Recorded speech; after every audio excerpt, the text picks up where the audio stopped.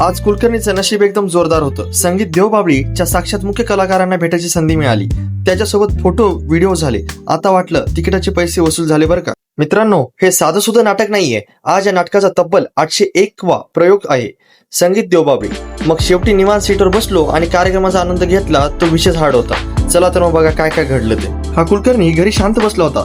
मामा मामी आणि दादाने असा प्लॅन केला होता की याला आज घेऊन नाटकाला जाऊया. पण मला काही आयडियाच नव्हती.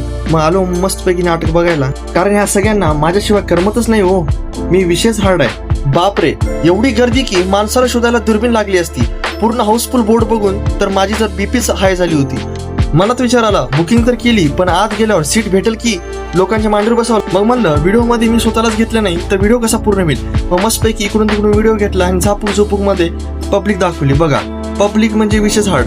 मध्येच एंट्री करता करता ह्या लोकांनी आमचं स्वागत केलं. स्पेशली माझं स्वागत केलं. म्हणले तुम्ही आल्याबद्दल धन्यवाद. म्हणून मस्त म्हणलं व्हिडिओ काढून तुम्हाला दाखवूया आणि तुम्हाला जवळूया. अहो, हा कुलकर्णी मजाक करतो बरं का, मनावर घेऊ नका कुठली गोष्ट. मग हे धन्यवादचं कागद घेऊन मधी शिरलो. मधी शिरताच एवढी गर्दी, बापरे, मला वाटलं आज माझी जागा जाती की काय.